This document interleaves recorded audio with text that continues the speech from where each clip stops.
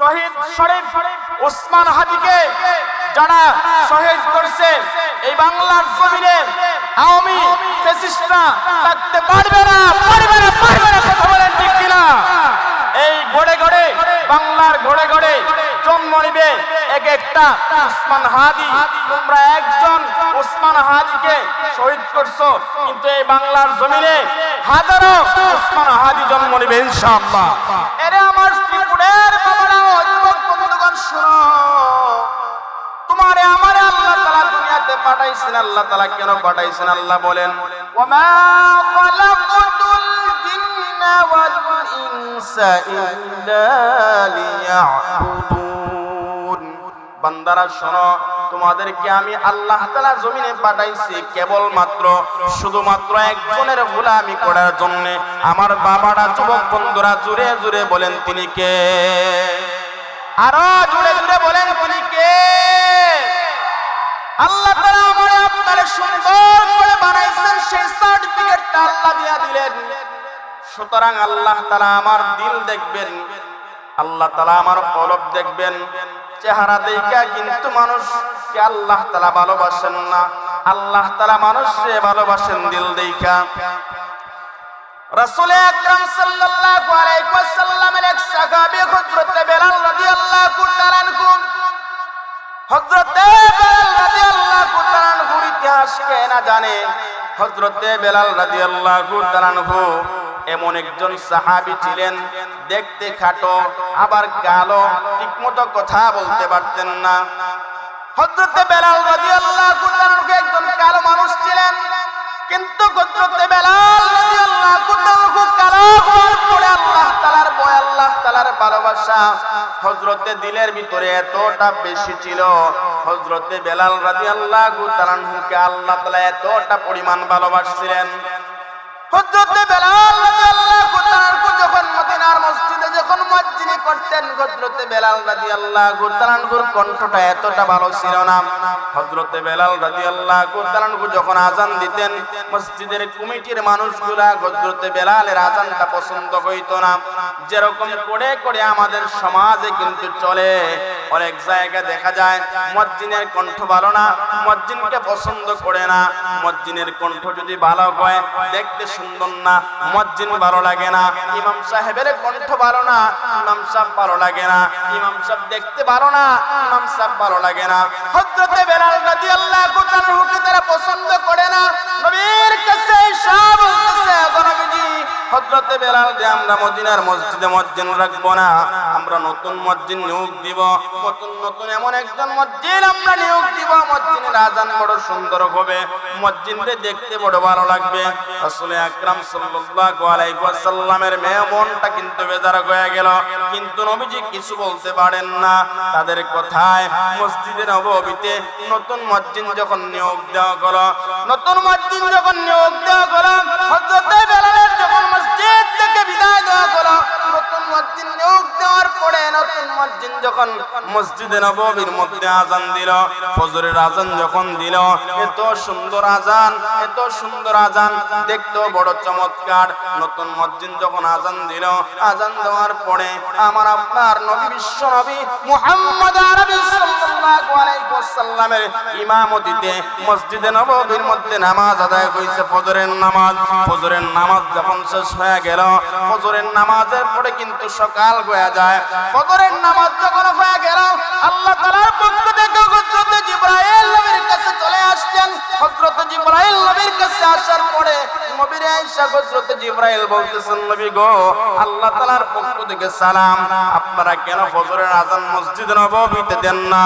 আমার আপনার নবী হযরত জিবরাইল বলতেছেন, জিবরাইল মসজিদে নববীতে ফজরের আযান হইছে, ফজরের আযান হইছে, আমার ইমামতিতে মসজিদে নববীতে নামাজ হইছে।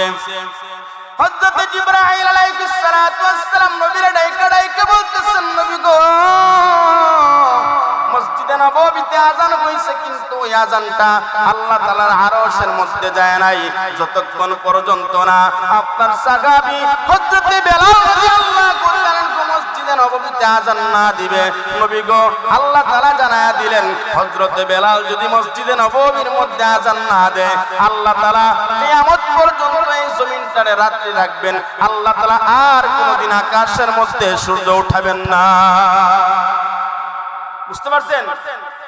যদি হযরত বেলাল যদি আযান না দেয়, আল্লাহ তাআলা আসমানের মধ্যে আর সূর্য উঠাবেন না। হযরত বেলাল রাদিয়াল্লাহু তাআলা ঘুরে আনা হলো। হযরত বেলাল রাদিয়াল্লাহু তাআলা মদিনার মসজিদে এসে আযান দিলেন, তারপরে মদিনার মধ্যে সকাল হইছে। বুঝতে পারছেন? হযরত বেলাল রাদিয়াল্লাহু তাআলা কালো, এতটা কুৎসিত ইসলামের ইতিহাসে 4-5 জন কালো মানুষকে যদি আপনি একত্রিত করেন, তার মধ্যে অন্যতম একজন কালো সাহাবী ছিলেন কে? হযরতে বেলাল রাদিয়াল্লাহু তাআলা। কিন্তু হতে পারেন কালো, কিন্তু আল্লাহর কাছে বড় দামি।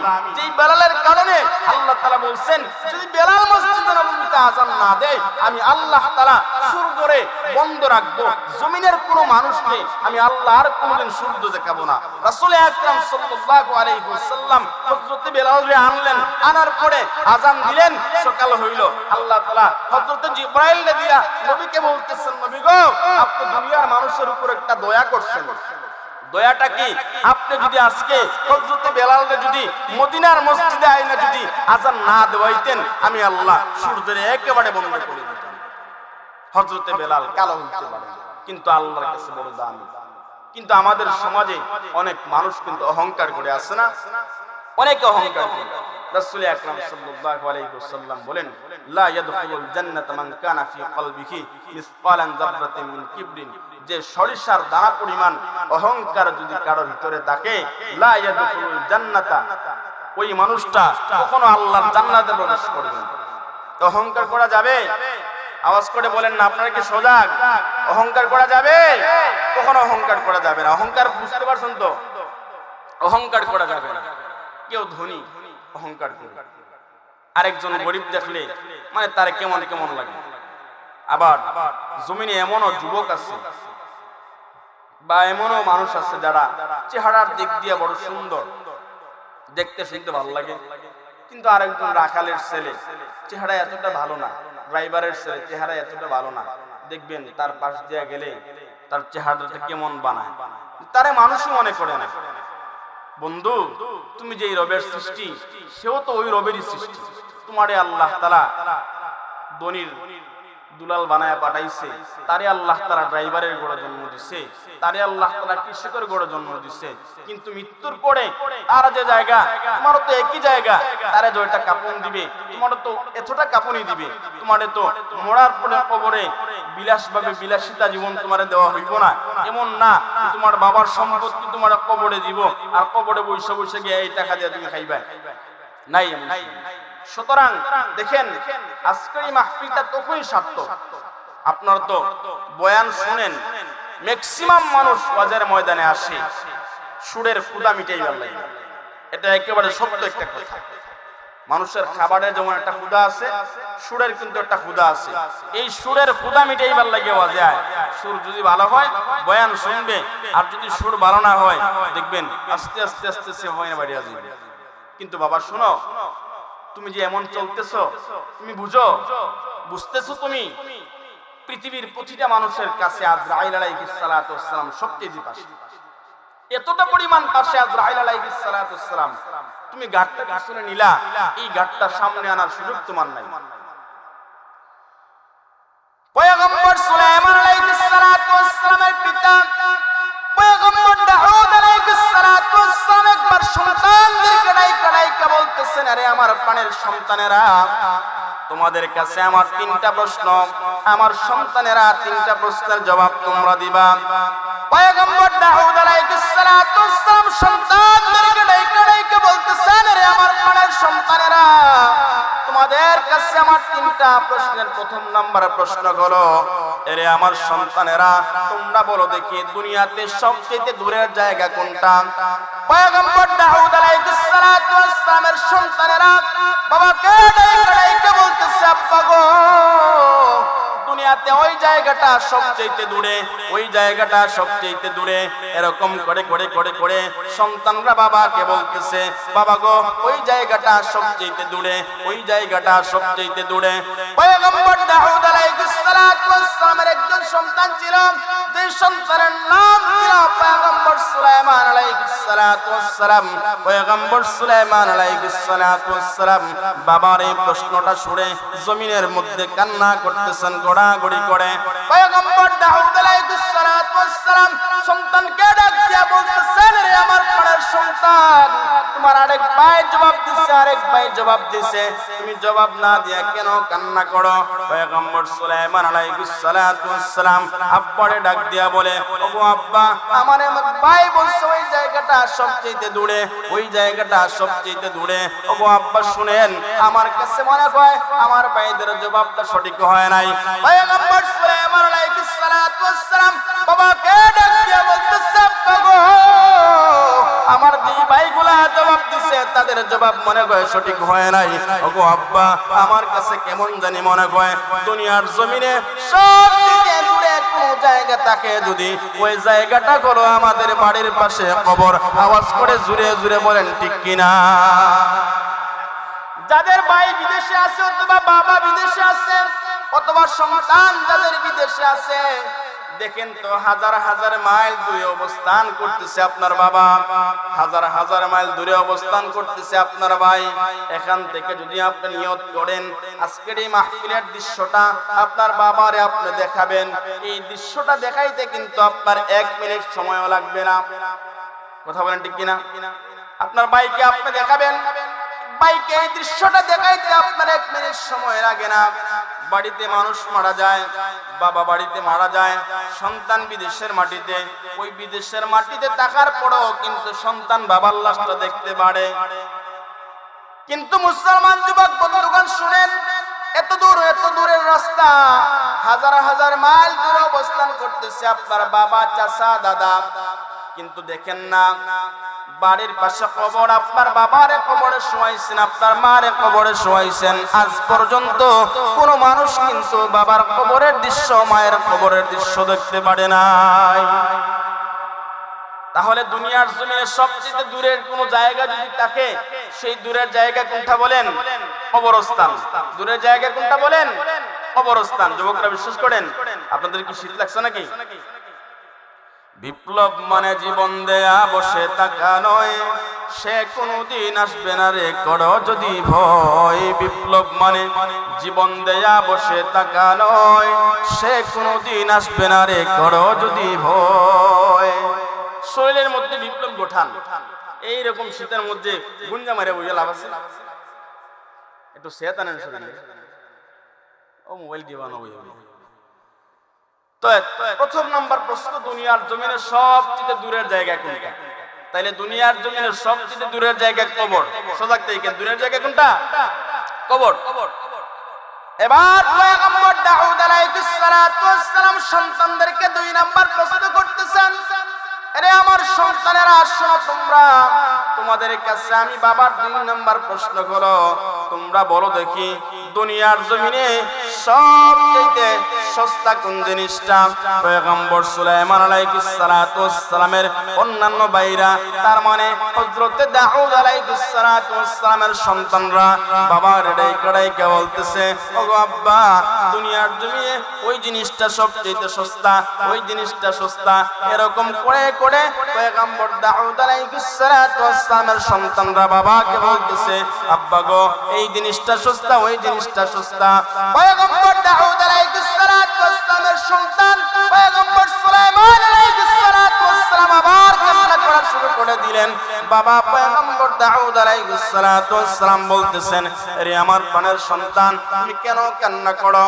পয়গম্বর সুলাইমান আলাইহিস সালাতু ওয়াস সালাম বাবার ডাইকা বলতেছে, ওগো আব্বা, আমার এক ভাই বলছে ওই জিনিসটা সস্তা, আমার আরেক ভাই বলছে ওই জিনিসটা সস্তা, কিন্তু না গো বলা, আমার কাছে কেন জানি মনে হয় দুনিয়ার জমিনে কোন সস্তা জিনিস যদি থাকে, ওই জিনিসটা হলো মানুষ মারা যাওয়ার পরে তার লাশটা, মানুষ মারা যাওয়ার পরে ওই লাশটারে মানুষ যদি বিনা টাকায় দেয়, ওই লাশটা কিন্তু কেউ কিনবে না। ওগো আব্বা, আমার কেন জানি মনে হয় দুনিয়ার জমিনে সস্তা কোন জিনিস যদি থাকে, ওই জিনিসটা হলো মানুষ মারা যাওয়ার পরে তার লাশ। 4 দিন এখানে একটা লাশ পড়ে থাকুক, দেখবেন 5 নম্বর দিন ওই লাশের ধারে কাছে কেউ যেতে ভয় লাগে। এখন যদি আপনার একটা মানুষ মারা যাওয়ার পরে, আপনাদের শ্রীপুরে একজন মারা গেছে, আরেকজন এসে বলছে যে 100 টাকা দিবে, তুই আমার 100 টাকা দিয়া দে, এই লাশটা তুই নিয়ে নে। কেউ নিবে না। তারপরে একদিন 2 দিন যাবে, আপনি যদি শেষ পর্যন্ত বলেন যে ভাই টাকাও লাগতো, তুমি লাশটা নিয়ে যাও, কেউ নিবে বলেন? কেউ নিবে না। এমন সস্তা জিনিস কেউ নিবে না।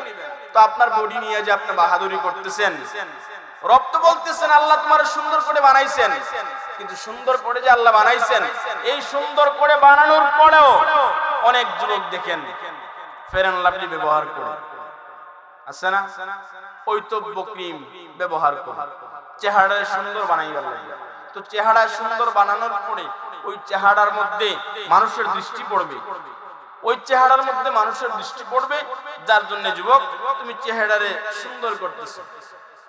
এবং শীতের মধ্যে আপনার চেহারার যে স্কিনের যে চামড়া আছে ওগুলা কিন্তু টানে, ও টানার জন্য কিন্তু আলাদা ফলস ক্রিম আছে বা অন্যান্য ক্রিম আছে। কিন্তু দেখেন এই চেহারার মধ্যে দৃষ্টি পড়বে মানুষের, তো চেহারায় দৃষ্টি পড়বে মানুষের, চেহারার যত্ন আপনি নিতেছেন, কিন্তু আপনার দিলে যে রবের দৃষ্টি পড়ে, দিলের যত্ন আপনি নিবেন না। চেহারায় দৃষ্টি পড়ে মানুষের, সেই বোকা মানুষ চেহারার দৃষ্টি, চেহারার যত্ন নেয়, কিন্তু কলবে রবের দৃষ্টি পড়ে বোকা মানুষ সেই কলবের যত্ন একটা বারও নিতে চায় না। আল্লাহ তাআলা আমাদেরকে সহিহ বুঝ দান করেন, পড়ি না আমিন। সবার দিলটারে পরিষ্কার করবেন, যেখানে রবের দৃষ্টি পড়ে সেই জায়গাটারে পরিষ্কার করবেন। দেখেন না মৃত্যু একেবারে কাছে, মরণ একেবারে কাছে।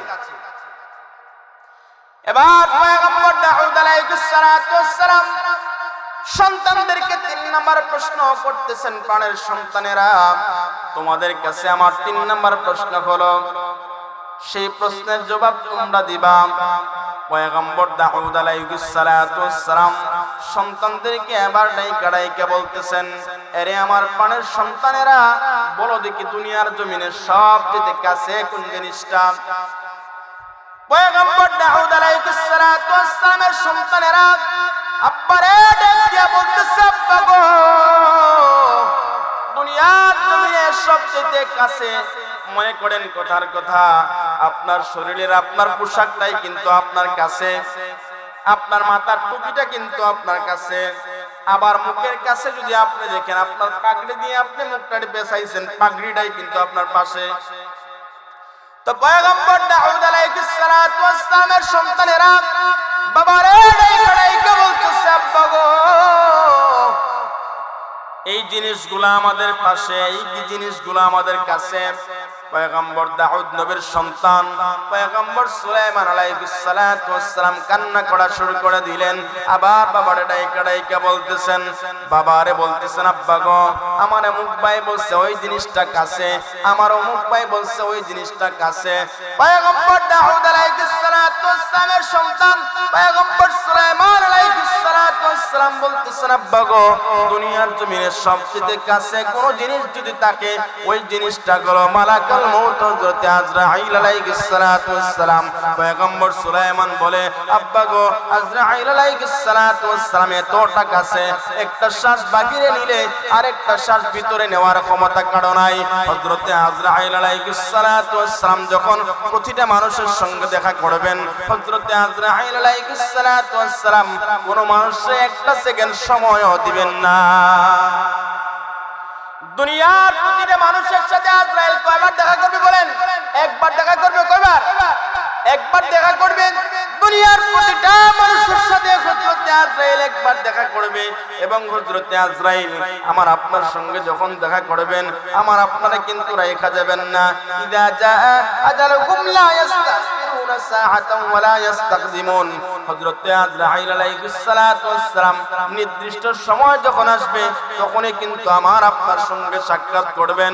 এজন্য যুবক বন্ধুগণ ও আমার বৃদ্ধ বাবারা শোনো, দুনিয়াটা এমন, আল্লাহ তাআলা তো সুন্দর করে আমনে আপনারে বানাইছেন, আল্লাহ তাআলা সুন্দর করে এজন্য বানাইছেন, রবের গোলামি করার জন্য আল্লাহ বানাইছেন। কিন্তু দেখেন না আমার এলাকার যুবক ভাইরা আসরের আযান যখন মসজিদের মাইকের মধ্যে মধ্যে কয়ে আমার যুবক বন্ধুগণ মাঠের মধ্যে খেলা করতেছে, আসরের আজান মসজিদ দিতেছে, কিন্তু আমার যুবক ভাইরা ফিল্ডের মধ্যে খেলে। আসরের আজান মসজিদ দিছে, মসজিদের মধ্যে মসজিদ আসরের আজান দিছে, আমার বাবারা চায়ের দোকানের মধ্যে আড্ডা দেয়। এই আমার বাবারা শোনো, মসজিদের মধ্যে যখন জোহরের আজান হয়, আমার আল্লাহ ফেরেশতাদেরকে ডাক দিয়া বলে, এরে আমার ফেরেশতারা শোনো, আল্লাহ তাবারক ওয়া তাআলা বলেন, ফেরেশতারা শোনো, আমার বান্দা জোহরের নামাজে আমার কাছে আসবে। জোহরের আজান যখন মসজিদে হয়, বান্দা তো জোহরের নামাজে আল্লাহ তাআলার ডাকে সাড়া দেয় না। ফেরেশতারা আল্লাহর ডাক দিয়া বলে, আগো আল্লাহ, তোমার বান্দা জোহরের নামাজে তোমার কাছে আসে নাই। আল্লাহ বলেন, ফেরেশতারা শোনো, জোহরের নামাজে আসে নাই তো কি হইছে, আমার বান্দারা আসরের নামাজে আমার কাছে আসবে। আসরের আজান যখন মসজিদে হয়, মুয়াজ্জিন যখন আসরের আজান দেয়, কিন্তু কপাল পোড়া মুসলমান আসরের নামাজেও মসজিদে আসে না। আমার আল্লাহ ডাক দিয়া বলে, এরে ফেরেশতারা শোনো, আসরের নামাজ না পড়লে কি হবে, আমার বান্দা মাগরিবের নামাজ এসে জামাতের সঙ্গে আদায় করবে। মসজিদের মধ্যে যখন মাগরিবের আজান দেয়, মাগরিবের আজান হয়ে যায়, কিন্তু আমার বাবারা দোকানের মধ্যে চা খাওয়া কিন্তু শেষ হয় না, চায়ের ফাঁকে ফাঁকে ভিডিও টান মারে। আমার বান্দা, আমার বাবারা দোকানের মধ্যে আড্ডা দেয়, কিন্তু আল্লাহ আশায় আমার বান্দাটা নামাজের মধ্যে আসবে। মাগরিব শেষ হয়ে যায়, এশার আজান যখন দেয়, আমার আল্লাহ বলেন, আমার বান্দা এশার নামাজে আসবে। এশার আজান হয়, কিন্তু বান্দা নামাজের মধ্যে আসে না। আমার আল্লাহ তবুও কিন্তু আশা হারায় না। আমার আল্লাহ আশায় থাকে, আমার বান্দা এশার নামাজ পড়ে নাই তো কি হইছে, ফজরের নামাজটা এসে বান্দা মসজিদের মধ্যে পড়বে। কিন্তু কপাল পোড়া মুসলমান, সকাল যখন হয়, ফজরের আজান যখন মসজিদে হয়, বান্দা জগিং করতে পারে। ডাক্তার বলছে সকালবেলা ব্যায়াম করবা, এক্সারসাইজ করবা, শরীর ভালো থাকবে, ডায়াবেটিসের সমস্যা হবে না। ডাক্তারের কথা মানিয়া শ্রীপুরের রাস্তা দিয়ে সকালবেলা দৌড়ায়, কিন্তু কপাল পোড়া মুসলমান মসজিদে নামাজের মধ্যে আসে না। এমন মানুষ আপনাদের এলাকায় নাইনি। ডাক্তার বলছে, কে বলছে? ডাক্তার বলছে, যদি সকালবেলা আপনি জগিং করেন, এক্সারসাইজ করেন, তাহলে আপনার শরীরটা ভালো থাকবে, ডায়াবেটিসের সমস্যা হবে না, আরো কত কিছু। তো ডাক্তারের কথা মানিয়া অনেক মহিলারা এবং অনেক পুরুষ আমাদের শহর অঞ্চলে বেশি দেখা যায়। সকালের পরে আপনি মেইন বিশ্ব রোডের পাশে যদি দেখেন, দেখবেন শহর থেকে দৌড়াইয়া আপনার মাইজবাড়ি অঞ্চল, আমি যেখানে থাকি, এদিকে আসে অনেক মানুষ। কিন্তু দেখেন প্রকৃতপক্ষে অনেকে আছে ডাক্তারের কথা অনুসরণ করে সকালে জগিং করতে পারে, কিন্তু রব বলছে তোমারে বান্দা নামাজ পড়ো, কিন্তু নামাজ পড়তে পারে না। হায় আফসোস যুবক, তোমার শরীরে শক্তি আছে, শক্তি শরীরে এমন শক্তি, কিন্তু যেই শক্তি দিয়া লাভটা কি হবে, যেই শক্তি মসজিদে যাইতে পারে না, এই শক্তি দিয়া লাভটা কি হবে, যেই শক্তি, যেই শরীর ফজরের সময় নামাজে যাইতে অচেতন হয়ে যায়, এই শরীর দিয়ে আপনার হবেটা কি? যুবক, রাসূল আকরাম সাল্লাল্লাহু আলাইহি ওয়াসাল্লামের পক্ষ থেকে যেহেতু যুবক বেশি, তার জন্য যুবকদেরকে বলতেছি, নবীর পক্ষ থেকে একটা সুসংবাদ আছে, সেই সুসংবাদটা শুনবা তোমরা, যুবকরা শুনবা। শীতে ধরছে, নবীর পক্ষ থেকে যুবকদের জন্য একটা সুসংবাদ। রাসূল আকরাম সাল্লাল্লাহু আলাইহি ওয়াসাল্লাম বলেন, যুবক, তোমার জন্য সুসংবাদটা হলো, অনেক যুবক শ্রীপুর কাঁপায়, বাজার কাঁপায়, হাঁটতেছে, সে মনে করতেছে আমার শরীরের পাওয়ারে শ্রীপুরের জমিন রাস্তাগুলা এভাবে কাঁপে। কিন্তু রাসূল আকরাম সাল্লাল্লাহু আলাইহি ওয়াসাল্লাম বলেন, যুবক, শ্রীপুরের মাটি তুমি কেন কাঁপাবা? তুমি যদি কাঁপাতে চাও, নবী বলেন, যুবক যখন আল্লাহ তাআলার কুদরতি কদমে সিজদা করে, যুবকের সিজদায় আল্লাহ তাআলার আরশটা পর্যন্ত কাঁপে। সুবহানাল্লাহ। যুবকের সিজদা কি কাঁপে? আল্লাহর আরশ কাঁপে। খুশি হইছেন না? খুশি হইছেন না? যুবক, নিজের একটু বুঝাও। তোমার যেমন বয়স, যুবকের বয়স, আমারও কিন্তু যুবকের বয়স। এখন তুমি আড্ডা দিতেছ, আমিও চাইলে তোমার মতো গানে টান মারতে পারতাম, তোমরা যেই শিল্পী কলদের অনুসরণ করো, আমরা গানে টান মারি, ওই শিল্পীর চাইতে আমাদের গান আরো সুন্দর হবে। তাহলে আমি কেন এই পথে আসলাম? দুনিয়ার দান্দায় আসছি, দুনিয়ার মায়া আসছি, আল্লাহ তাআলার কবরের ভয়ে। কারণ তোমার আমার ঠিকানা শেষ পর্যন্ত আল্লাহর কবর। আপনারা কি উঠবেন? কেউ উঠবেন? কেউ উঠে যায়েন না। আপনাদের প্রধান অতিথি, আজকের মাহফিলের প্রধান অতিথি যিনি, হযরত মাওলানা হাফেজ মুফতি ইব্রাহিম বিন লোকমান সাহেব কিশোরগঞ্জি, উনি রাস্তায় আছেন। নির্দিষ্ট সময়ে ইনশাআল্লাহ আপনাদের সামনে ওনাকে উপস্থাপন করা হবে। সুতরাং আমার মুসলমান বন্ধুগণ শুনেন, দুনিয়াতে আল্লাহ তাবারক ওয়া তাআলা আমারে পাঠাইছেন, আপনারে পাঠাইছেন। আল্লাহ কিন্তু চিরস্থায়ী বানায় আল্লাহ তাআলা আমারে আপনারে পাঠায় নাই। কোন জায়গায় আমার আপনার মরণ হবে কেউ কিন্তু আমরা বলতে পারি না। বাজারের মধ্যে আপনার মরণ হতে পারে, আমার মরণ হতে পারে, মাহফিলের মধ্যে আপনার মরণ হতে পারে, ঘরের মধ্যে আপনার মরণ হতে পারে, হসপিটালের মধ্যে আপনার মরণ হতে পারে, দেশে হতে পারে মরণ, বিদেশে হতে পারে মরণ। কেউ জানে না কার কোথায় মরণ হবে। কিন্তু মুসলমান যুবক শোনো, ও আমার কলিজার টুকরা বাবারা শোনো, দুনিয়াতে আসার পরে সবচেয়ে মহা সত্য যে বিষয়টা, দুনিয়াতে আসছি আল্লাহ তাআলা কবরে আমাদেরকে যাওয়া লাগবে। তো আল্লাহ তাআলা দুনিয়াতে যে আমারে পাঠাইছেন, আল্লাহ যে হায়াত দিবেন, আল্লাহ তাআলা কেন হায়াত দিবেন? সূরা মুলকের মধ্যে আল্লাহ তাআলা সুন্দর করে বলতেছেন, আল্লাযী খালাকাল মাউতা ওয়াল হায়াতা লিয়াবলুয়াকুম আইয়ুকুম আহসানু আমালা। আমার মুসলমান যুবক বন্ধুগণ শোনো, আল্লাহ তাবারক ওয়া তাআলা বলতেছেন, বান্দারা শোনো, আমি আল্লাহ তাআলা তোমারে হায়াত দিলাম, আমি আল্লাহ তাআলা আবার তোমারে মরণ দিব। আমি আল্লাহ তাআলা তোমারে কেন হায়াত দিলাম, আমি আল্লাহ তাআলা কেন আবার তোমারে মরণ দিব? আল্লাহ বলতেছেন লিয়াবলুয়াকুম, আমি আল্লাহ তাআলা দেখতে চাই আইয়ুকুম, তোমাদের মধ্যে, তোমাদের ভেতরে আহসানু আমালা, কোন বান্দার আমল সবচেয়ে সুন্দর। তো আল্লাহ তাআলা এই জায়গার মধ্যে আহসানু আমালা না বইলা আকসারু আমালা আল্লাহ তাআলা বলতে পারতেন কোন বান্দার আমল সবচেয়ে বেশি। এই কথা আল্লাহ বলতে পারতেন কোন বান্দার আমল বেশি, কিন্তু না, আল্লাহ আকসারু ব্যবহার না করে আহসানু ব্যবহার করছেন, মানে ভালো আমল, উত্তম আমল। সেই উত্তম আমলটা দেখার জন্য আল্লাহ তাআলা আমারে হায়াত দিবেন, আপনারে হায়াত দিবেন। কিন্তু আল্লাহ আবার কি দিবেন? মরণ দিবেন। কি দিবেন? মরণ দিবেন। যুবক দেখো না, তোমার মতো কত যুবক আল্লাহ তাআলা এই জমিনের নিচে নিয়ে নিছে। আল্লাহ তোমার মতো কত যুবক হাসতো, মাঠের মধ্যে খেলতো, কিন্তু সেই যুবকটা দুনিয়াতে নাই। আজকে তার কবরে ঘাস জন্মে গেছে। সবাই একটু জিকির করি, লা ইলাহা ইল্লাল্লাহ।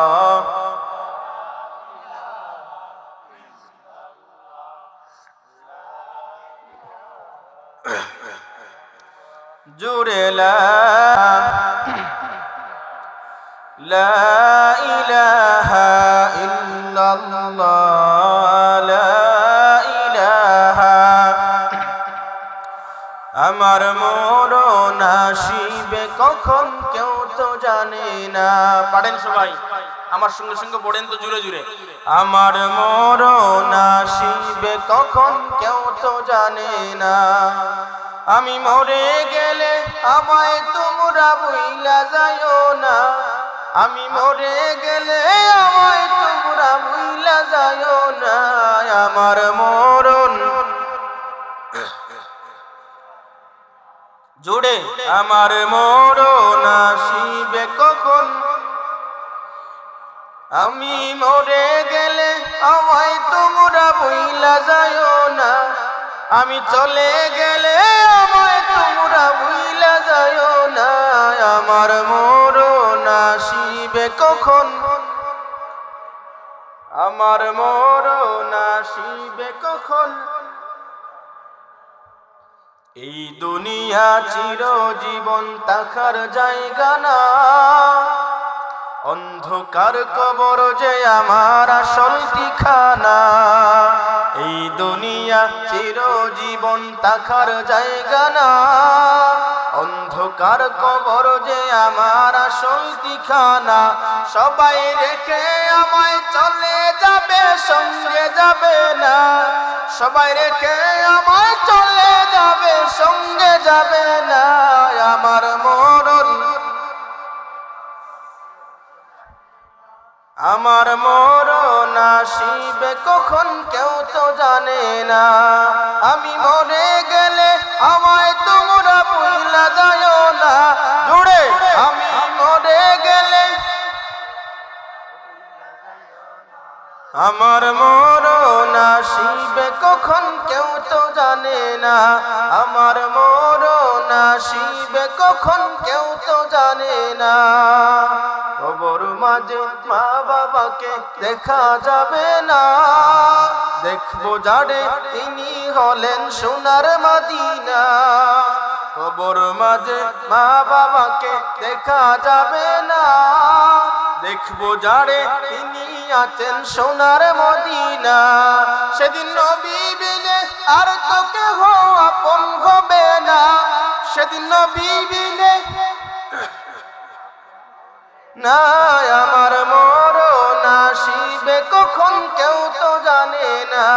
আমার মরণ আসিবে কখন কেউ তো জানে না। টাকা পয়সা বাড়ি গাড়ি যাহা করেছি, সব কিছু ফালাইয়া আজি একা যাইতেছি। কথা বলেন ঠিক কিনা? বুঝতেছেন কথা? গজলটা যদি একটা গজল, আপনি যদি প্রতিটা কথা যদি একটু ফলো করেন, জীবন কিন্তু এখানেই পাল্টে যাবে। টাকা পয়সা বাড়ি গাড়ি যাহা করেছি, সব কিছু ফালাইয়া আমি একা যাইতেছি। টাকা পয়সা বাড়ি গাড়ি যাহা করেছি, সব কিছু ফালাইয়া আমি, এত নিষ্ঠুর হবে মানুষ তা তো জানি না। ডানে বামে মাটি আমার মাটির বিছানা, ডানে বামে মাটি আমার মাটির বিছানা। মুসলমান বন্ধুগণ আমার, ও আমার শ্রীপুরের যুবক বন্ধুগণ শোনো, যে কথাটা আমি বলতেছিলাম, কোন জায়গার মধ্যে আমার মরণ হবে আমরা বলতে পারি না। আমার আপনার মালিক আল্লাহ রাব্বুল আলামিন দুনিয়াতে কাউরে চিরস্থায়ী করে বানান নাই। যদি আল্লাহ তাআলা দুনিয়ার জমিনে চিরস্থায়ী করে কোন মানুষ বানাইতেন, মকান আল্লাহ রাব্বুল আলামিন আমার আপনার নবীরে আল্লাহ তাআলা চিরস্থায়ী করে বানাইতেন। যদি চিরস্থায়ী কাউরে আল্লাহ বানাইতেন, তো আগে নবীরে আল্লাহ তাআলা চিরস্থায়ী বানাইতেন, চিরস্থায়ী রাইখা দিতেন। কিন্তু রাসূল আকরাম সাল্লাল্লাহু আলাইহি ওয়াসাল্লাম জমিন থেকে চলে গেছেন, আল্লাহ তাআলা নিয়ে নিছেন। আমাদের পূর্বপুরুষ, আমাদের আত্মীয় স্বজন আদম নবী থেকে নিয়ে আজ পর্যন্ত যারা আসছে সবাই কিন্তু চলে গেছে। আমরা আছি, আমরাও কিন্তু থাকবো না। বিশ্বাস করেন তো? দুনিয়াটা সব কিছু ধ্বংস হয়ে যাবে। মুকান মাওলায়ে কারীম আল্লাহ রাব্বুল আলামিন হযরত আজরাইলকে আল্লাহ তাআলা ডাক দিয়া বলবেন, রে মালাকুল মউত শোনো, দুনিয়ার জমিনে যা কিছু আছে সব কিছু, অর্থাৎ দুনিয়ার জমিনের সমস্ত জিন্দাতের রূহ তুমি কবজ করো। মালাকুল মউত হযরত আজরাইল আলাইহিস সালাতু ওয়াস সালাম দুনিয়ার জমিনে যত জিন্দাতি আছে সমস্ত জিন্দাতির রূহ কবজ করবেন। আমার আল্লাহ তাআলা ডাক দিবেন, এরে মালাকুল মউত শোনো, আখবিরনি মাইয়াবকা, এরে মালাকুল মউত এখন কে বাকি আছে? হযরত মালাকুল মউত আজরাইল আলাইহিস সালাতু ওয়াস সালাম বলবেন, আল্লাহ এখন শুধু মানুষ জাতি বাকি আছে। তখন আল্লাহ তাআলা বলবেন, এরে ফেরেশতারা, এরে মালাকুল মউত যত মানুষ আছে সমস্ত মানুষের রূহ কবজ করো। শুনেন একটু মনোযোগ দিয়া, সমস্ত মানুষের রূহ হযরত আজরাইল আলাইহিস সালাতু ওয়াস সালাম কবজ করবেন। মানুষের রূহ কবজ করার পরে আল্লাহ তাআলা আবার ডাক দিবেন, এরে মালাকুল মউত আখবিরনি মাইয়াবকা, এরে মালাকুল মউত এখন কে বাকি আছে? হযরত আজরাইল আলাইহিস সালাতু ওয়াস সালাম বলবেন, আল্লাহ এখন শুধু তোমার ফেরেশতারা বাকি আছে। আল্লাহ তাআলা বলবেন, এরে মালাকুল মউত ফেরেশতাদের রূহ তুমি কবজ করো। হযরতে আজরাইল আলাইহিস সালাতু ওয়াস সালাম ফেরেশতাদের রূহ কবজ করলেন। ফেরেশতাদের রূহ কবজ করার পরে আল্লাহ তাআলা আবার ডাক দিবেন, ইয়া মালাকাল মউত আখবিরনি মাইয়া। এখন আর কে কে বাকি আছে? এবার হযরতে আজরাইল আলাইহিস সালাতু ওয়াস সালাম বলবেন, আল্লাহ এখন শুধু 12 জন ফেরেশতা বাকি আছে। কয়জন? যুবকরা কয়জন? তোমাদের ভালো লাগতেছে না কথা, তাই না? জানি তোমাদের মন মতো কথা বলতে পারবো না, সুখ দিতে পারবো না, তবুও একটু শোনো। 12 জন ফেরেশতা বাকি থাকবে। আল্লাহ তাআলা বলবেন 12 জন ফেরেশতার মধ্যে 8 জন ফেরেশতা আছে যারা আল্লাহর আরশের কাঁধের মধ্যে নিয়ে দাঁড়ায় আছে। কয়জন ফেরেশতা? 8 জন আল্লাহর আরশটার কাঁধের মধ্যে নিয়ে দাঁড়ায় আছে। আল্লাহ বলবেন, মালাকুল মউত তুমি 8 জনের রূহ তুমি কবজ করো। 8 জনের রূহ কবজ করার পরে বাকি থাকবে 4 জন। এই যে 4 জন প্রধান ফেরেশতা আছে না, এই 4 জন বাকি থাকবে। আল্লাহ তাআলা আবার বলবেন, আখবিরনি মাইয়া বাকা ইয়া মালাকাল মউত, এখন আর কে বাকি আছে? বলবেন এখন 3 জন বাকি আছে। উনার কথা কিন্তু বলবেন না, উনি যে আছেন উনি তো আর জানেন না, উনার রূহটা ওনাকে কবজ করতে হবে। উনি বলবেন 3 জন বাকি আছে। কারা কারা? হযরতে জিবরাইল, হযরতে মিকাইল, হযরতে ইসরাফিল, এই 3 জন বাকি আছে। আল্লাহ তাআলা বলবেন 3 জনের রূহ কবজ করো। 3 জনের রূহ কবজ করার পরে আল্লাহ তাআলা আবার বলবেন, মালাকুল মউত এখন কি আর কেউ বাকি আছে? হযরতে আজরাইল বলবেন, না গো আল্লাহ, আর তো কেউ বাকি নাই। আল্লাহ তাআলা বলবেন, ইয়া মালাকুল মউত সত্যি কি কেউ বাকি নাই? হযরতে আজরাইল আলাইহিস সালাতু ওয়াস সালাম এবার টেনশনে পড়ে যাবেন। এখন তো দেখা যায় শুধু আমি আছি, যে আল্লাহ এখন শুধু আমি আছি। আল্লাহ বলবেন, ইয়া মালাকুল মউত মুতু তুমি মরে যাও। হযরত আজরাইল আলাইহিস সালাতু ওয়াস সালাম এই প্রশ্নটা শোনার পরে হযরত আজরাইল আলাইহিস সালাতু ওয়াস সালাম কান্না করা শুরু করে দিবেন। হযরত আজরাইল আলাইহিস সালাতু ওয়াস সালাম হাওমাও করে কান্না করবেন। আমার আল্লাহ হযরত আজরাইলকে ডাক দিয়ে বলবেন, এ আজরাইল শোনো, আর দেরি করো না, ইয়া মালাকাল মউত মুতু তুমি মরে যাও। হযরত আজরাইল আলাইহিস সালাতু ওয়াস সালাম কান্না করে করে হযরত আজরাইল আলাইহিস সালাতু ওয়াস সালাম আল্লাহরে বলবেন, ওগো আল্লাহ, আগে যদি জানতাম যে আমার রূহটা আমারে কবজ করতে হবে, তাহলে রূহ কবজ করার দায়িত্ব আমি নিতাম না, রূহ কবজ করার দায়িত্ব হযরত জিবরাইলকে দিয়ে দিতাম। আগে যদি জানতাম আমার রূহটা আমারে কবজ করতে হবে, তাহলে রূহ কবজ করার দায়িত্ব আমি নিতাম না, রূহ কবজের দায়িত্ব হযরত ইসরাফিলকে দিয়ে দিতাম, মিকাইলকে দিয়ে দিতাম। মকান মাওলা আল্লাহ রাব্বুল আলামিন হযরত আজরাইলকে বলবেন, রে আজরাইল শোনো, আর দেরি করো না, তাড়াতাড়ি তোমার রূহটা তুমি কবজ করো। হযরত আজরাইল আলাইহিস সালাতু ওয়াস সালাম জান্নাত এবং জাহান্নামের মাঝখানে একটা ফাঁকা জায়গা আছে, ওই ফাঁকা জায়গার মধ্যে দাঁড়ায়া হযরত আজরাইল আলাইহিস সালাতু ওয়াস সালাম বুকের মধ্যে হাত দিয়া নিজের রূহটা নিজে কবজ করবেন। আমার আব্বার মালিক আল্লাহ রাব্বুল আলামিন যখন বলবেন, আজরাইল রে তাড়াতাড়ি তোমার রূহটা তুমি কবজ করো, হযরত আজরাইল আলাইহিস সালাতু ওয়াস সালাম বুকের মধ্যে যখন হাত দিবেন, রাসূল আকরাম সাল্লাল্লাহু আলাইহি ওয়াসাল্লাম বলেন, तमाम পৃথিবীর মানুষরা শোনো, আরে আমার উম্মতেরা শোনো, হযরত আজরাইল আলাইহিস সালাতু ওয়াস সালাম নিজের রূহটা যখন কবজ করবেন, দুনিয়াতে যখন কোনো মানুষ থাকবে না, জিন জাতি থাকবে না, কেউ থাকবে না, রাসূল আকরাম সাল্লাল্লাহু আলাইহি ওয়াসাল্লাম বলেন, হযরত আজরাইল আলাইহিস সালাতু ওয়াস সালাম নিজের রূহ কবজ করার সময় এমন বিকট একটা আওয়াজ দিবেন, এমন বিকট একটা চিৎকার করবেন, দুনিয়ার জমিনটা ধ্বংস হওয়ার জন্য ইসরাফিলের সিংহার কোনো প্রয়োজন হতো না। হযরত আজরাইল আলাইহিস সালাতু ওয়াস সালামের চিৎকারের আওয়াজে দুনিয়ার জমিনটা ধ্বংস হয়ে যাইত। এত বিকট আওয়াজ দিবেন। তাহলে আমার আপনার রূহ যিনি কবজ করবেন বা করেন, উনাকেও একদিন কি করতে হবে? মরতে হবে। তার মানে মৃত্যুটা আমার আপনার জন্য নির্দিষ্ট। দুনিয়াতে আসার পরে সবচেয়ে মহা সত্য যে বিষয়টা, যেটার মধ্যে কোনো ইখতিলাফ নেই, কোনো সন্দেহ নাই, মরা লাগবে মানে লাগবে, মৃত্যুবরণ করা লাগবে মানে লাগবে। এই যে যুবকরা সমাজে এমনও যুবক দরকার, যুবকরা তোমরা খেলবা মাঠের মধ্যে খেলো, কিন্তু তোমাদের উচিত মাঠের মধ্যে খেলবা, খেলা দরকার আছে, কিন্তু তোমাদের উচিত, তোমরা যুবক, কারণ যুবক এই যৌবনও কিন্তু একদিন জং ধরে যাবে। তুমি নিজের চেহারাটা নিজে দেখো না, তোমাদের আশেপাশে মুরব্বী যারা আছেন ওনারা কোথায় চিন্তা করেন, ওনার কিন্তু বয়সটা তোমার মতো ছিল, কিন্তু আজকে উনি এমন হয়েছে, তুমিও কিন্তু এমন হইবা। সুতরাং যুবক শোনো, তোমরা হচ্ছে ইসলামের মডেল।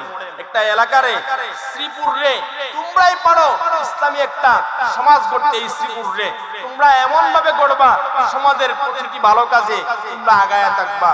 যখন আজান হবে তোমরা মসজিদে যাবা, কারণ আগামী দিনে এই জাতির এদেশের নেতৃত্ব যুবকরাই কিন্তু দিবে। সুতরাং যুবক, তুমি কেন পিছিয়ে থাকবা? তুমি তো সামনে আগাবা, সামনে আগাবা। দিনের কাজে তুমি বেশি তার সামনে থাকবা। দিনের কাজে তুমি কেন পিছিয়ে থাকবা? তুমি দিনের কাজে সামনে আসো। আজান হবে, খেলা বাদ দিয়া মসজিদে আসো, নামাজ পড়বা, তারপরে খেলবা। নামাজ পড়ে তুমি খেলো, এই খেলাটাও কিন্তু আল্লাহর পক্ষ থেকে তোমার জন্য ইবাদত হয়ে যাবে। সুবহানাল্লাহ। বিশ্বাস করেন, নামাজ পড়বেন আসরের নামাজ, আসরের নামাজ পড়ে মাগরিবের আগ পর্যন্ত সুস্থ সংস্কৃতি, যেটা সুস্থ সংস্কৃতির বিকাশ ঘটাবে, এমন খেলা না। আবার ঠান্ডার পরে খেলতেছেন, আপনার পরস্তরক হইতেছে, ঠান্ডার গুইরা আপনার হাঁটু পর্যন্ত গুইরা তারপরে খেলেন। খেলার পরে মাগরিবের নামাজ এসে মসজিদে পড়েন।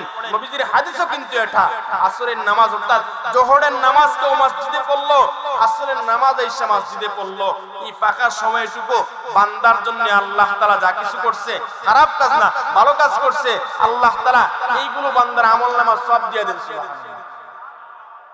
যুবকরা তোমরা আগায় থাকবা না ইনশাআল্লাহ, আগায় থাকবা। আমার প্রিয় মুসলমান বন্ধুগণ শুনেন, রাসূল আকরাম সাল্লাল্লাহু আলাইহি ওয়াসাল্লাম এই দ্বীনের জন্য, ইসলামের জন্য কত কষ্ট সহ্য করছেন। দিনটা কিন্তু এমনি এমনি আসে নাই। আমরা তো বর্তমানে রেডিমেড ইসলাম পাইলাম। এই দ্বীনের জন্য আমার আপনার শরীর থেকে কিন্তু রক্ত জড়ায় নাই, কিন্তু রাসূল আকরাম সাল্লাল্লাহু আলাইহি ওয়াসাল্লাম এই দ্বীনের জন্য, ইসলামের জন্য আল্লাহর নবী কতটা কষ্ট সহ্য করছেন। আমার প্রিয় মুসলমান বন্ধুগণ শুনেন, রাসূল আকরাম সাল্লাল্লাহু আলাইহি ওয়াসাল্লাম মক্কা ছেড়ে যখন মদিনায় হিজরত করেন, আমার আপনার নবী মুহাম্মদ আরবি সাল্লাল্লাহু আলাইহি ওয়াসাল্লাম মক্কায় থাকেন নাই। কাফের বেঈমানদের অত্যাচারে আমার আপনার নবী মক্কা ছেড়ে মদিনার মধ্যে হিজরত করেন। রাসূল আকরাম সাল্লাল্লাহু আলাইহি ওয়াসাল্লাম যখন মক্কা ছেড়ে যখন মদিনায় হিজরত করেন, মহান মাওলা করিম আল্লাহ সুবহানাহু ওয়া তাআলা হযরত জিবরাইলকে পাঠিয়ে দিলেন। হযরত জিবরাইল আসার পরে নবীর কাছে আসলেন, আসার পরে বলতেছেন, নবী গো, আপনি মক্কা ছেড়ে মদিনার মধ্যে হিজরত করেন, কারণ হলো কাফের বেঈমানেরা আপনার গড়ের চতুর্দিকে তরবারি নিয়ে দাঁড়ায় আছে। যে কোনো সময় তারা আপনার গড়ে ঢুকতে পারে এবং আপনার গড়ে ঢুকে আপনারা তারা হত্যা করবে। রাসূল আকরাম সাল্লাল্লাহু আলাইহি ওয়াসাল্লাম ওনার চাচাতো ভাই আবার মেয়ের জামাই হযরত আলী, নাম শুনছেন না? হযরত আলী রাদিয়াল্লাহু তাআলা, হযরত আলী রাদিয়াল্লাহু তাআলা নবী হযরত আলীকে বলতেছেন, আলী রে, আমার চাদরটা তোমার গায়ের মধ্যে দিয়া আমার বিছানার মধ্যে তুমি শুয়ে থাকবে, আমি যাইতেছি হিজরতের জন্য ঘর থেকে বাড়ি হইতেছি। হযরত আলী রাদিয়াল্লাহু তাআলা তখন বলছিলেন, নবী গো, আপনার চাদরটা গায়ের মধ্যে দিয়া তো আমি ঘুমাইব, কিন্তু কাফের বেঈমানেরা মনে করবে তারা এটা আমি, আপনি মুহাম্মদ সাল্লাল্লাহু আলাইহি ওয়াসাল্লাম, তারা মনে করবে যে এটাই মুহাম্মদ, আমাকে তারা মুহাম্মদ ভেবে আমারে তারা দ্বিখণ্ডিত করে দেবে। নবী গো, এরপরেও আমি আলী একটুকু ভয় পাই না, কারণ আমি আলী, তারা যদি আমারে দ্বিখণ্ডিত করে ফেলে আমি আলী এই ভেবে সান্ত্বনা পাবো যে আজকে আমি আলীর জীবনের বিনিময়ে আল্লাহর হাবিবের জীবনটা আজও পর্যন্ত বেঁচে আছে। তো রাসূল আকরাম সাল্লাল্লাহু আলাইহি ওয়াসাল্লাম যখন ঘর থেকে বাইরে হইলেন, এখন ঘরের চতুর্দিকে তো আপনার কাফের বেঈমানরা অস্ত্র নিয়ে দাঁড়ানো। এখন নবীজি এখান থেকে বাইরে হবেন কিভাবে? আল্লাহ তাআলা বলতেছেন, নবী গো, হাতের মধ্যে এক মুষ্টি বালু নেন এবং শাহাতিল উজু বলে বালুগুলো আপনি নিক্ষেপ করেন, বাকি কাজগুলো আমি আল্লাহ করব। সুবহানাল্লাহ। রাসূল আকরাম সাল্লাল্লাহু আলাইহি ওয়াসাল্লাম হাতের মধ্যে বালু নিয়ে বালুগুলো নিক্ষেপ করলেন। আর আল্লাহ তাআলা ওই বালুগুলা যতটা কাফের আছে সমস্ত কাফেরদের চোখের মধ্যে আল্লাহ তাআলা ঢুকায় দিয়েছে। সুবহানাল্লাহ। নবীজি তো বালু নিক্ষেপ করছেন একদিকে, চতুর্দিকে যত কাফের তরবারি নিয়ে দাঁড়ানো ছিল সমস্ত কাফেরদের চোখে চোখে আল্লাহ বালু ঢুকায় দিয়েছে। পরবর্তীতে আল্লাহ তাআলা নবীরে জানায় দিয়েছেন, কোরআনে সেই আয়াতটা আসছে, ওমা রমাইতা ইয রমাইতা ওয়ালাকিন্নাল্লাহ রামা। আল্লাহ তাআলা বলতেছেন, নবী গো আপনি তো শুধু বালুগুলা নিক্ষেপ করছিলেন, আপনি কি জানেন ওমা রমাইতা ইয রমাইতা ওয়ালাকিন্নাল্লাহ রামা, আপনি তো একদিকে বালু নিক্ষেপ করছিলেন, কিন্তু আপনি কি জানেন চতুর্দিকে বালুগুলা কাফেরদের চোখের ভিতরে কেমনে ঢুকছিল? নবী গো আমি আল্লাহ তাআলা ওই একদিকের বালুরে চতুর্দিকে কাফেরদের চোখের মধ্যে আমি আল্লাহ তাআলার কুদরতে ঢুকায়া দিয়েছিলাম। সুবহানাল্লাহ। রাসূল আকরাম সাল্লাল্লাহু আলাইহি ওয়াসাল্লাম এই মক্কা ছেড়ে মদিনায় হিজরত করছিলেন। আমার আপনার নবী মুহাম্মদ আরবি সাল্লাল্লাহু আলাইহি ওয়াসাল্লাম মক্কা ছেড়ে যখন আল্লাহর নবী মদিনার মধ্যে হিজরত করবেন, আল্লাহর নবী যখন সামনে আগাইতেছেন আর কান্না করতেছেন, পিছন দিক দিয়ে আল্লাহর নবী চান মক্কার দিকে তাকায়া আল্লাহর নবী বলতেছেন, রে কাবা বড় আশা ছিল তোমার কাছে থাকবো, মায়ের জন্মভূমিতে থাকবো, কিন্তু এই নিষ্ঠুর সন্তানেরা আমারে তোমার কাছে থাকতে দিল না। যে আল্লাহ রাসূল মক্কার দিকে তাকায়া কান্না করতেছেন, রে কাবা বড় আশা ছিল তোমার কাছে থাকবো, কিন্তু তোমার নিষ্ঠুর সন্তানেরা তোমার কাছে আমারে থাকতে দিল না। এই দিনের জন্য আল্লাহ রাসূল, এই যুবক এই 2 মিনিট বাবা ভাই সুবহানাল্লাহ, ওনি অবস্থা অতগুলো তোমরা নিয়ে কইলে আমার এখন আমার ফেলা দিয়ে যাও ইজ্জত বাদ নষ্ট করে দিবা। আমার লইয়া যাও, তোমরা বাড়িকে খাইতাম না, আমার লইয়া যাও শেষ পর্যন্ত। আচ্ছা দেখেন তো আমি একটা কথা বলি, এই যে আগে বললাম যুবক মাহফিলের আগে তোমরা থাকবে, এখন যারাই আছেন প্রধান অতিথি যদি আসেন কিশোরগঞ্জ থেকে আসবেন, আমি তো আপনাদের এলাকার সন্তান, কিশোরগঞ্জ থেকে আইসা যদি দেখেন মাঠ ফাঁকা, এটা আপনাদের অঞ্চলের শরম না? কথা বলেন না, শরম না? সারা দিন ক্রিকেট খেলতেছো, 4 ঘন্টা 3 ঘন্টা মাঠে বসে দেখতে পারো, আর 2 ঘন্টা সময় এখানে দিতে পারো না? যুবক এই মেজাজ নিয়ে তুমি আল্লাহর জান্নাতে কিভাবে যাবা? কি আশা করেছো?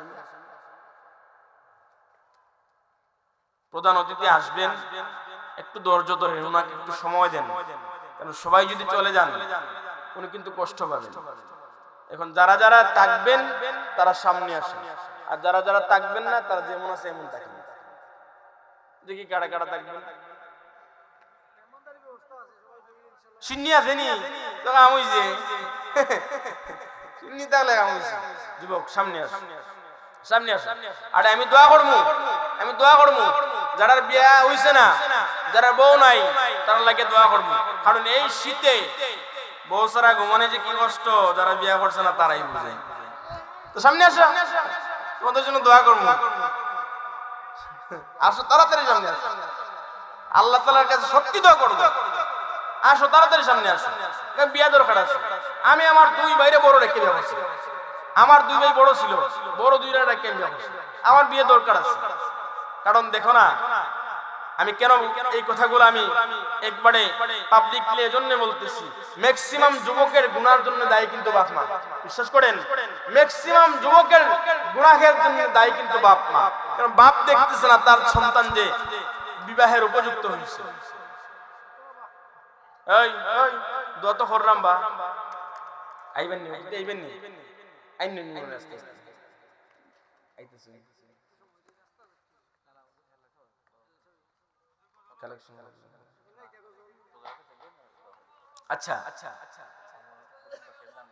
সুতরাং আমি যে কথাটা বলতেছি, আপনার রাসূল আকরাম সাল্লাল্লাহু আলাইহি ওয়াসাল্লাম মক্কার দিকে তাকায় কান্না করতেছেন। মক্কার দিকে তাকায় আল্লাহর নবী বলতেছেন, রে কাবা বড় আশা ছিল তোমার কাছে থাকবো, বড় আশা ছিল তোমার খেদমত করব, কিন্তু তোমার নিষ্ঠুর সন্তানেরা আমারে তোমার কাছে থাকতে দিল না। আমার আপনার নবী মুহাম্মদ আরবি সাল্লাল্লাহু আলাইহি ওয়াসাল্লাম হযরত আবু বকর সিদ্দিক রাদিয়াল্লাহু তাআলা আনহুর বাড়ির মধ্যে চলে গেলেন। হযরত আবু বকর সিদ্দিক রাদিয়াল্লাহু তাআলা আনহুর বাড়ির মধ্যে গিয়ে আল্লাহর নবী যখন দরজার মধ্যে টোকা দিলেন, হযরত আবু বকর সিদ্দিক রাদিয়াল্লাহু তাআলা আনহুর দরজার মধ্যে টোকা দেওয়ার সাথে সাথে হযরত আবু বকর সিদ্দিক রাদিয়াল্লাহু তাআলা আনহু দরজাটা খুলে দিলেন। সুবহানাল্লাহ। নবীজি বলতেছেন, আবু বকর তুমি কি রাতে ঘুমাও নাই? হযরত আবু বকর সিদ্দিক রাদিয়াল্লাহু তাআলা বলতেছেন, নবী গো, যেই দিন আপনি আমারে বলছিলেন মুদ্দা ধরে লিছে গো, যেই দিন আপনি আমারে বলছিলেন যে আপনি আমারে হিজরতের সাথে বানাবেন, ওই দিন থেকে নিয়ে আজ পর্যন্ত আমি আবু বকর একটা রাত্রি তো বিছানার মধ্যে পিঠ লাগায় ঘুমাই নাই। সুবহানাল্লাহ। কেন? কারণ আপনি যদি আমার এই রাত্রি বেলা ডাক দেন আর আমি যদি ঘুম থেকে উঠতে না পারি, যদি দেরি হয়ে যায়, আল্লাহ তাবারক ওয়া তাআলা যদি আমারে বলেন, আবু বকর আমার হাবিব তোমার দরজার মধ্যে এসে দাঁড়ায়ছিল, তোমারে ডাকতেছিল কিন্তু তুমি ঘুমায়ছিলা, যদি আমার হাবিব কষ্ট পাইছে, আল্লাহ যদি আমার এই কষ্ট করে, আমি এজন্য একটা রাত্রি তো বিছানার মধ্যে পিঠ লাগায় ঘুমাই নাই। এতটা পরিমাণ ভালোবাসা ছিল হযরতে আবু বকর সিদ্দিক রাদিয়াল্লাহু তাআলা আনহুর। আল্লাহর নবী আসতেন নাকি? সুতরাং শ্রীপুরবাসী শুনেন, গজল শুনতেন, ডিজিটালে বাংলাদেশে কত কিছু দেখার আছে, দেখতে গেলে শেষ হবে না, অল্প দেখো ভাই। ওলামাইয়া জুবান বুড়া এক রুগে কেসে দৌড়া, আধুনিকতার হাওয়া গায়ে লাগছে ভাই। কথা বলেন ঠিক কিনা? ডিজিটালে বাংলাদেশে কত কিছু দেখার আছে, দেখতে গেলে শেষ হবে না, অল্প দেখো ভাই। ফুলামাইয়া জুবান বুড়া একই রোগে খাইছে দৌড়া, আধুনিকতার হাওয়া গায়ে লাগছে ভাই। যে যে কিছু বলক না কেন গায়ে লাগে না, আমরা কিন্তু চালাক জাতি, মুঠে বই পাই না। আমগো দেশে ফেসবুক আছে, আমরা বলদ না। আমগো দেশে ফেসবুক আছে, আমরা বলদ না। আমগো দেশে ফেসবুক আছে, আমরা বলদ না। আমগো দেশে ফেসবুক আছে, আমরা বলদ না। কথা বলেন ঠিক কিনা? আমগো দেশে ফেসবুক আছে, আমরা বলদ না। আমগো দেশে ফেসবুক আছে, আমরা বলদ না। ডিজিটালে বাংলাদেশে কত কিছু দেখার আছে, দেখতে গেলে শেষ হবে না, অল্প দেখো ভাই। ফুলামাইয়া জোয়ান বুড়া একই রোগে খাইছে দৌড়া, আধুনিকতার হাওয়া গায়ে লাগছে হাই। যে যে কিছু বলক না কেন গায়ে লাগে না, আমরা কিন্তু চালাক জাতি, মুঠে বই পাই না। আমগো দেশে ফেসবুক আছে, আমরা বলদ না। আমগো দেশে ফেসবুক আছে, আমরা বলদ না। আদব আখলাক কাড়ে বলে কিছু জানে না, বড়দের সম্মান করা মানতে পারে না। একজনে একাধিক আইডি চালায় ভাই, ফেক আইডির নাম কত প্রকার তাও জানা নাই। কথা বলেন ঠিক কিনা? জুয়ান বড়দ ফুলা সাজে ফেসবুকেতে মাইয়া, মাইয়ারাও সব ফুলা হইছে ফেসবুক পাইয়া। কথা বলেন ঠিক কিনা? কি এক আজব জামানাতে আমরা আইলাম ভাই, ফুলায় ফুলায় প্রেম ঘটে নিজেও জানে না। জুয়ান বড়দ ফুলা সাজে ফেসবুকেতে মাইয়া, মাইয়ারা সব ফুলা হইছে ফেসবুক পাইয়া। কি এক আজব জামানাতে আমরা পড়লাম ভাই, কোনটা ছেলে কোনটা মেয়ে চিনার উপায় নাই। এই সুবিধা ফেসবুক দিছে আর কেউ দেবে না। আমগো দেশে ফেসবুক আছে, আমরা বলদ না। আমগো দেশে ফেসবুক আছে, আমরা বলদ না। আমগো দেশে ফেসবুক আছে, আমরা বলদ না। আমগো দেশে ফেসবুক আছে, আমরা বলদ না। যত প্রকার শত্রুতা সব বন্ধু সাইজা করে, অন্যের ভালো দেখা শুধু হিংসায় জইলা মরে। আছে না নাই? পড়ালেখা কর্মকাণ্ড সবকিছু বাদ দিয়া পিচ্ছি ফুলা চালায় ফেসবুক গভীর মনোযোগ দিয়া। দুই বন্ধুর মাঝে যদি ঝগড়া বিবাদ হয়, সরাসরি না কইয়া সব ফেসবুকেতে কয়। কথা বলেন ঠিক কিনা? ফেসবুক এখন সংসদ আর হাইকোর্ট হইয়া গেছে, বকল সব বলদ গুলো বিচারপতি হইছে। কথাগুলো সত্যি নি? যখন তখন মন আমগো দেশে ফেসবুক আছে আমরা বলদ না, আমগো দেশে ফেসবুক আছে আমরা বলদ না, আমগো দেশে ফেসবুক আছে আমরা বলদ না, আমগো দেশে ফেসবুক আছে আমরা বলদ না।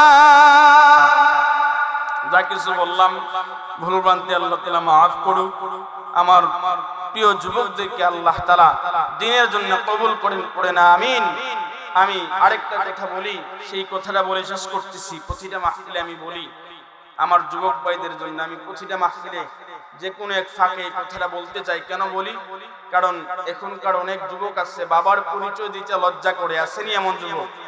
বাবার পরিচয় দিতে সে লজ্জা করে, কারণ তার বাবা দেখতে কালো, দেখতে কুৎসিত, রিক্সা চালায়, ড্রাইভারি করে, ঠেলা গাড়ি চালায়, বন্ধুর সামনে বাবার পরিচয় দেয় না। তার পাশে বসে তার বাবা, কিন্তু বন্ধুর সামনে বলে না যে এটা আমার বাবা। এই কথাটা বলতে চায় না, কারণ তার লজ্জা লাগে। তার বাবা কৃষিকাজ করে, তার বাবা দেখতে কালো, এজন্য বন্ধুর সামনে বাবার পরিচয় দেয় না। যুবক শোনো, তুমি কেন তোমার বাবার পরিচয় দিবা না? তুমি তো গর্বে করে বলবা যে এটা আমার বাবা, আমার বাবা আমারে রিক্সা চালায়া, কৃষিকাজ করাইয়া, আমার বাবা অন্যের জমিতে কাজ করে আমারে মানুষ বানাইছে, আমারে বাবা খাওয়াইছে। আমার বাবা তো চুরি করে নাই, আমার বাবা তো ডাকাতি করে নাই, ঘুষ খায় নাই, অন্যের হক মাইরা তো আমার বাবা বড় করে নাই। সুতরাং আমার বাবা কৃষিকাজ করে, এটা আমার জন্য গর্বের বিষয়। আমার বাবা রিক্সা চালায়, এটা আমার জন্য গর্বের বিষয়। যুবক শোনো, বাবার সাথে এমন করো না। বাবাকে পরিচয় দাও গর্বের সাথে, লজ্জার সাথে না। আল্লাহ তাআলা আমাদের সবাইকে কবুল করুক, আমিন সুম্মা আমিন। আবারও দেখা হবে কোন এক কোরআনের ময়দানে।